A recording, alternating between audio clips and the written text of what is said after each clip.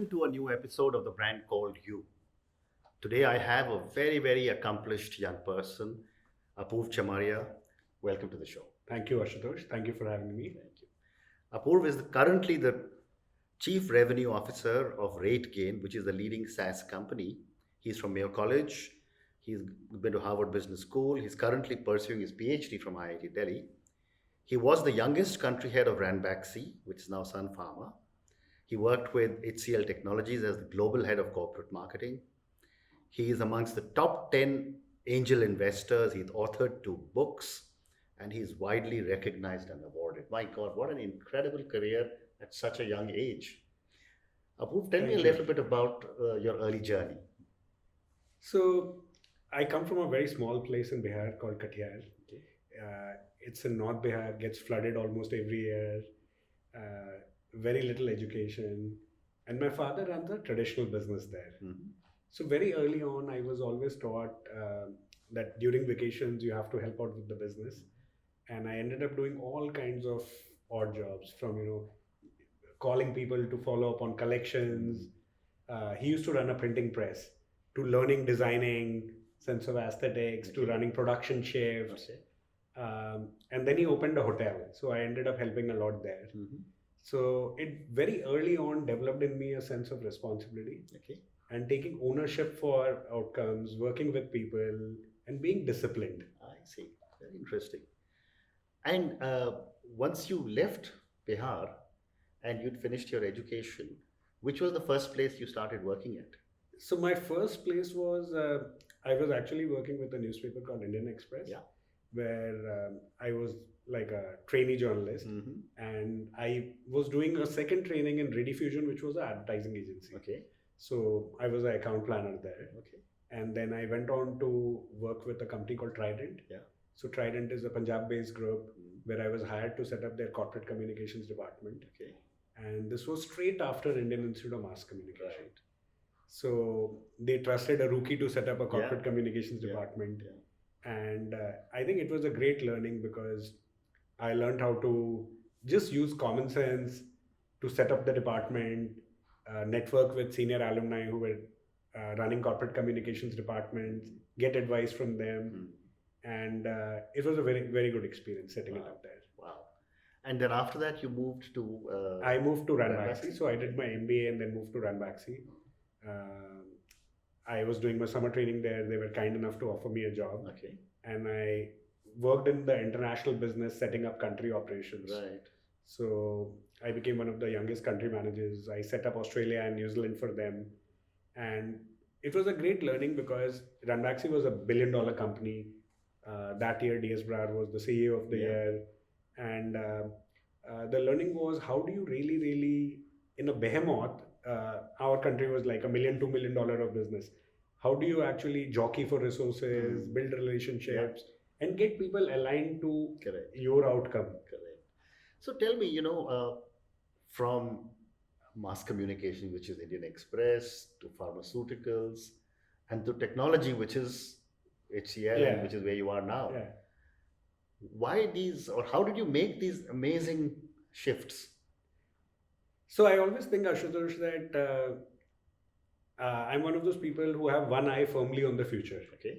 And I think that helps as an investor, as an entrepreneur. And when I was in business school, when my batchmates were trying to get jobs into Levers and Nestle, Mm. I was always looking at working in a more knowledge driven, more knowledge intensive Mm. industry. And I wanted an international career. So Ranbaxy was one of the few companies which was doing that. Correct. And when I was doing Ranbaxy, I had friends who were in tech. And I could even in 2003 4 see that tech is going to fundamentally change the world and impact it in ways we cannot even imagine. Mm. So that led me to a career in tech. Okay. I spent about 13 and a half years with HCL, pretty Wow. global career, Yeah. worked in different countries. Mm. And then I saw services being commoditized, Mm. IT services. And I wanted to really work and build a products business. That led me to joining RateGain. Okay. Yeah. So that it's a good segue into RateGain. Tell me about the business of RateGain and what are you doing in India? So RateGain was founded in 2004 Mhm. by Bhanu Chopra, who's our founder and chairman now. And it's a very interesting company. It's one of the most prominent companies in travel and hospitality software as a service business. Mhm. And RateGain has three large service lines or product lines. Mhm. The first one is around revenue management and business intelligence. Mhm. The second is around electronic distribution. Okay. And the third is where we do digital marketing. The common theme is across the travel and hospitality spectrum, we help companies make more money. Okay. And it's possibly the third or fourth largest SaaS company in India. And it's very rewarding because what we're doing is very tough. We're trying to build a products business out of India. Today, RateGain employs about 750 people. We are in more than 10 countries. And we have customers in over 191 countries. Amazing. So it's very interesting. I've heard many companies say that we want you to have more efficient operations. We want you to be able to deliver better to customers. We want you to have zero inventory. I like your comment that we help you to make more money. Very simply, that's the only vision we have. Incredible. Incredible. And are you able to quantify that for Yes, customers? yes. So one of the use cases we have is we power dynamic pricing Right. for companies. So when you see the prices change on online travel Yeah. agencies or hotel sites, that's actually our machine learning AI algorithms which are driving the price change. This business is changing dramatically Yes. from the traditional big box hotels to your Airbnbs of the world and the Oyos of the world and so on. How is RateGain adapting to this incredible change that is taking place? So hospitality and travel has not changed for many years, and then suddenly in the last 5 years, it's seen a massive change. Correct. One of the fastest growing segments in the world is a traveler segment called millennials. Correct. It's almost growing at 30-40% year on year. 54% millennials don't want to stay in a hotel. Yeah. They want to stay in what is called non-hotel accommodation or alternate accommodation or vacation rentals. Homestays, yeah. Homestays. So RateGain, and most of these homestays and vacation rentals are individual owners who rent their houses out. They are not very tech savvy. They don't understand pricing or distribution. So one of the biggest efforts which RateGain is doing is digitizing this independent ecosystem. Okay. And helping them connect with millennials, get bookings from millennials, market to millennials better. The second big change is if you actually think about distribution, most hotels know the large OTAs like Expedia, Booking, very well, Ctrip. But there are a lot of emerging OTAs, tour operators, which these hotel chains have not heard of. And so how do we use machine learning AI to bring this insight, intelligence to them and allow them to connect seamlessly? Okay. So we also believe we are in the business of reducing friction in the traveler journey. Okay. So we want to create frictionless travel experiences. So which means seamlessly move from Exactly. one experience to the other. Absolutely. And from inspiration to rebooking. Okay. So you draw inspiration by discovering a hotel on TripAdvisor or any social media platform. You look at reviews, then you book it. Then there is the pre-booking, on-property and off-property experience. And how do we enable you to rebook it again? Yeah. Very interesting. So let's move to your second avatar, which is as an angel investor. Yes. You are obviously investing in a lot of companies. So my first question to you as an angel investor is, at what stage, and there are a lot of startup entrepreneurs who will be watching your show, at what stage should a startup investor start to look for funding? I've often heard this comment that take money whenever it's available. What are your thoughts? I've also heard that, but at the same time, we have lots of amazing bootstrapped success stories out of India. Correct. And I would say, if God has given you the ability and resources to bootstrap it, it's definitely a great idea to bootstrap it because it's your own money. It teaches you frugality. It teaches you adequate consideration for the resources. And then when you figure out a very good product market fit, unit economics are working well, and you want to grow very fast in a short period of time, think of VC or angel money as the nitrogen oxide which drives your car and gives it that extra boost. Yeah. so that you can get that spurt of growth. The other important reason is if you feel that if you don't raise money, they're going to be, your business model is proven, your unit economics is working, there will suddenly be some deep rooted, very well funded players who are going to come in and eat your market share. That's another good reason to raise money. Yeah. Yeah. Interesting. So, as an angel investor, what do you look for in a business plan? So interestingly, even before the business plan, the first thing I look for is uh, the founder or the founding team. Okay. What is the kind of background do they have? Will they have resilience? Any kind of business will go through many downturns, pivots, changes, really tough days. Will they have the resilience to stay the course and figure out a way? Okay. The way I look at the business plan is the business plan will change many times even over the course of a year. So over a 30 slide deck, it really will have no meaning. Then when you look at the business plan, once you're okay with the founding team and you feel they're great, they will stay the course and they have a spark to build a good business, then of course you look at three things. You look at desirability, which means is there a product market fit? You look at feasibility, and you look at viability. Okay. So feasibility is this the team which can build a product service solution which can meet this product market need? Correct. And can they do it in a viable manner? So I come from the Marwadi community. Yeah. So we are businessmen for many, many generations.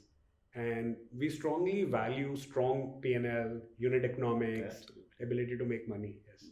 Very true. Very true. And what about the fourth parameter, which is an exit? So I think there are two kinds of investors. There are investors who invest in companies where they can get a quick exit between 5 to 7 years or maybe even earlier. And there are investors who have a more longer term view. I think I'm more on the Warren Buffett school of management, Okay. or investing, where I believe that I want to invest in companies which are going to be there for 100 years, which are going to become very big. So my investing style is invest to hold, invest to grow, and at times reinvest also. Okay. So I've been fortunate enough to get good exits. So we sold Innovate to Oyo, and but at the same time, if the founder wanted to run the business, I would have stayed invested. So a question to you on startups then, it is believed, or not believed, I mean, there's data which says that 9 out of 10 startups don't make it. Yeah. What do you think is the reason for that? So I've read somewhere that 70% of startups fail in the first 3 years due to working capital issues. And I would define working capital slightly broadly. Either they don't raise enough money, or they don't have enough revenue, or they spend even before they have it. And it's a very hard lesson which founders learn when they start their first business, that you have to keep a very sharp eye on cash in hand. Correct. And cash is the king. And you can show a lot of revenue, but if you don't collect on time, and you end up spending when you don't have cash in hand, it could lead you. So that's one of the biggest reasons. The second reason which I see is they start believing whatever is leading them to success is what will keep them there. And they get very deeply entrenched in their own ideas. They start believing their own Kool-Aid. So do you have the intellectual humility to pivot and make changes in the fastest, most efficient manner? Correct. So these are the two major reasons why I see startups failing. And what about founders? You said you'd want to look at the background of founders. Yes. What are your thoughts on a single founder versus a co-founder? Both kinds of founders have been phenomenally successful globally, but I'm more on the camp of a founding team versus a single founder. Yeah. Because entrepreneurship is a very tough and lonely journey. You yourself started Guardian Pharmacy, you would know that. And at times having a co-founder or 2 or 3 co-founders, 3 I would say is an ideal number, really helps you, because you might be strong in operations or finance or sales and marketing, and the other founders, co-founders bring the complementary skill. Secondly, you could be feeling burnt out when they step in. So I'm more on the camp of having 2 or 3 co-founders. Because I've heard very differing views. People have come on our show and said only one founder. People have said two founders. You're I am on the saying camp of having two or three. three. Okay, that's Three interesting. more, any more than three is a crowd, and one I would say is worrying. Okay, Yeah. wonderful. Something as simple as if you were to be hit by a bus, my investment goes down completely. Hmm. Hmm. So one more question for on startups and investing. Uh, you did mention some of the areas where startup found make mistakes. But what are some of the basic mistakes in your experience a lot of startup founders make? So I think one of the biggest challenges which startups face is brand trust. Brand? Brand trust. Okay. You're starting a new brand. Most of the categories either exist, so you're doing a version, which is you're solving a pain point, or you're entering a new category where people don't even see a demand right now. So you have to really, really be quality conscious, under promise and over deliver. And even if it costs you money, you have to deliver on the brand promise.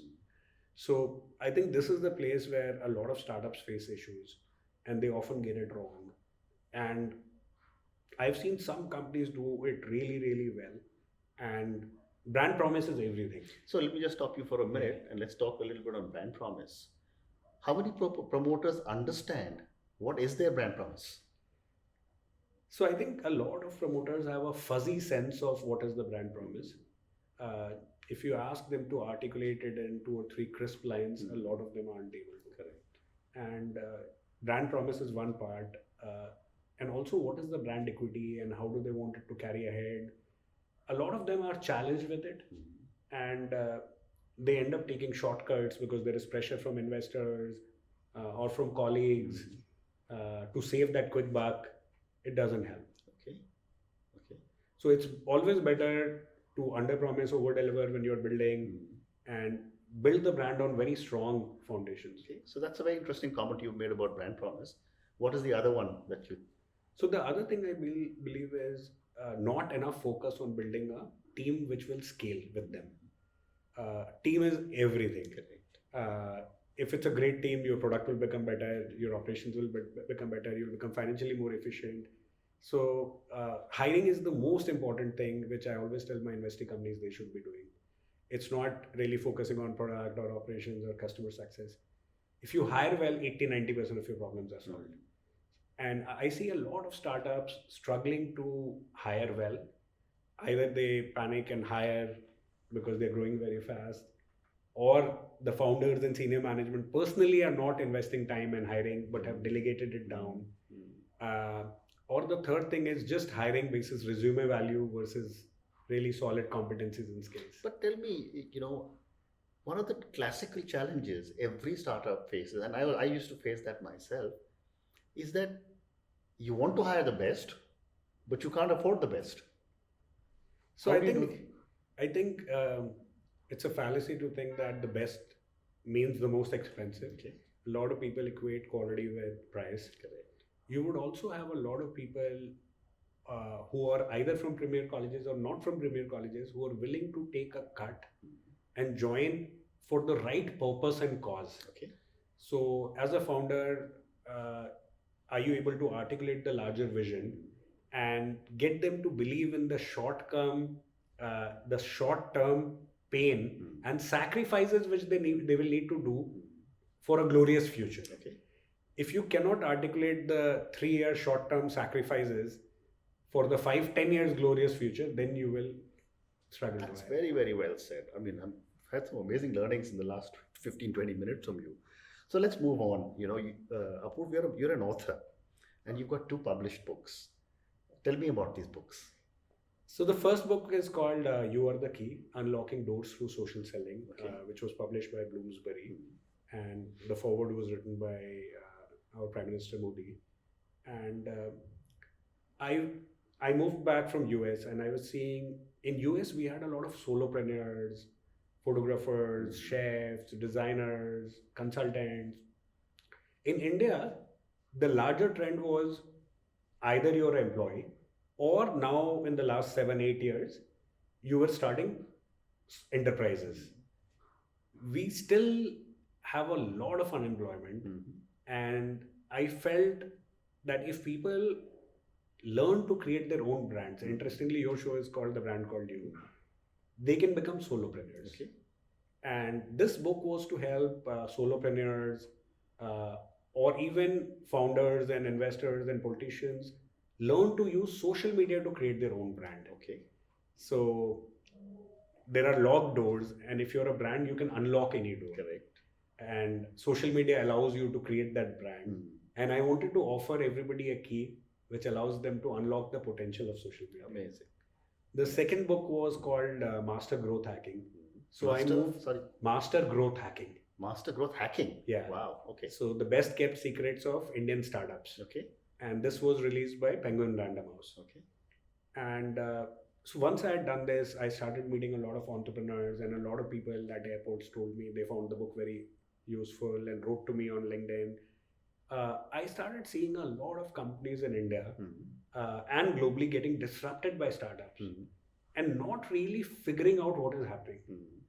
You had brands like Wow Momo, Mamaearth, many others, Checkbook, Lucidius, a lot of startups coming out of nowhere, doing very well, very frugally, and growing very fast. And people from these big MNCs or Indian houses sitting and getting hit from all directions. Correct. And not really being able to answer questions. And I could see this trend accelerating. So I had a lot of experience as an investor and in my experiments with HCL and at RateGain, using digital to grow a business. And I started interviewing a lot of founders like you're doing, and a lot of digital marketing gurus and growth hackers. And surprisingly, a lot of people said that, I can tell you, but please don't write about it because that's our secret sauce. And a lot of people flatly refused and said, there's no way I'm going to share what we are doing. I was fortunate enough to get time from 60, 70 digital marketing gurus, founders. And out of that, a lot of learnings. So the book features 10 case studies. Okay. So it features IndiaMart, Zomato, Policy Bazaar, Wittyfeed, on how have these companies across 10 different sectors and scale, from a listed company like IndiaMart, done growth hacking. Very interesting. So one more question about, I'm assuming showcause.org is an NGO, which is for accessible healthcare. Yeah. Tell me about this initiative of yours. So a bunch of us got together and we started this, and we really felt that, India, the healthcare problem is too big for just government to solve. Correct. And I know there are NGOs doing very good work, but we really wanted to see if we could pick up causes in healthcare, which are slivers of issues existing, and bring a lot of spotlight on it and try solving it. Like one of the causes which we are championing is how do we get testing before marriage mandatory? Okay.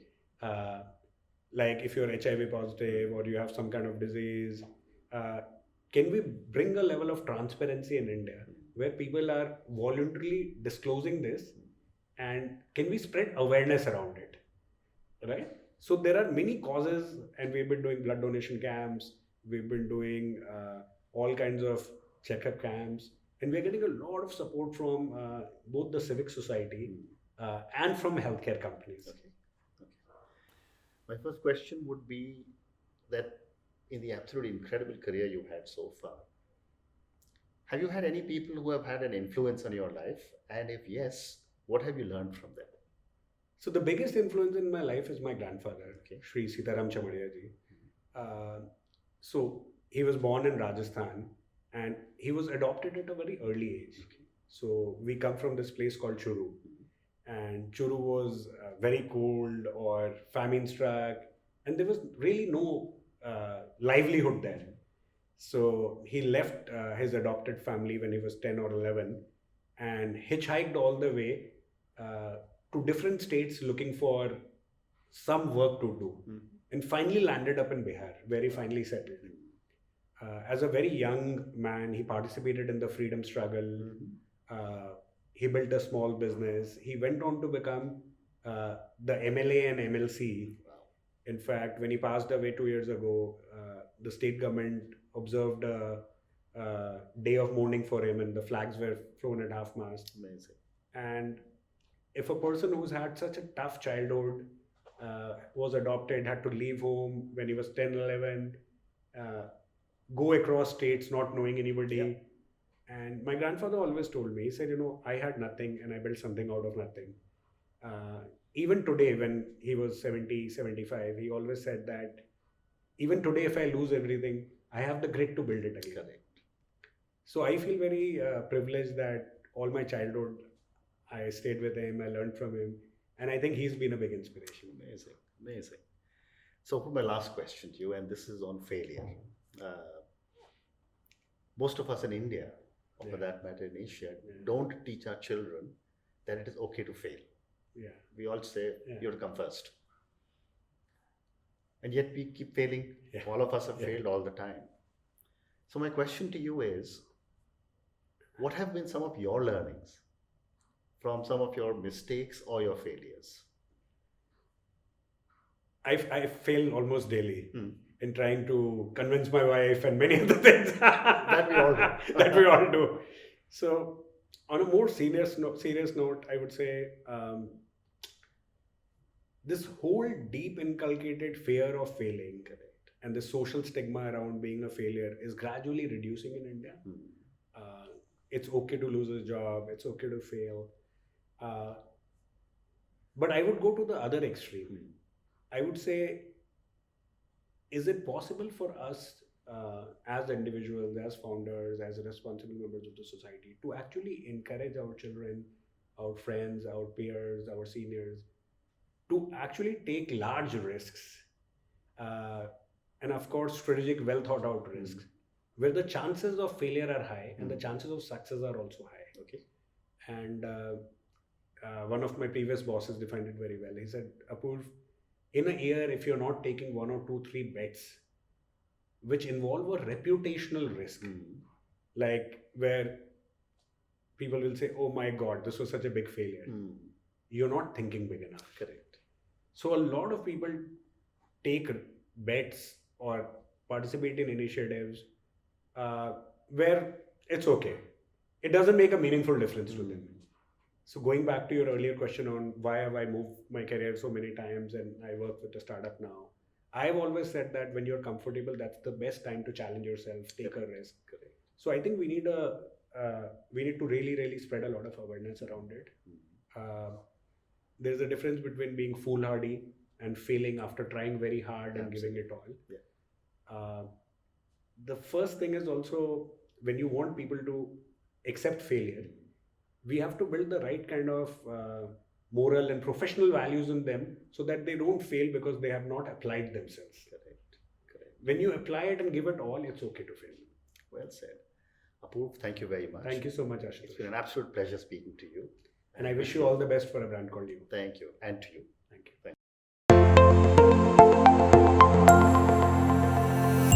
Thank you for listening to the Brand Called You podcast. Be sure to visit tbcy.in to join the conversation, access show notes, and discover fantastic bonus content. You can follow us on YouTube, Twitter, Facebook, and Instagram. Simply search for the Brand Called You. Thank you and see you next week.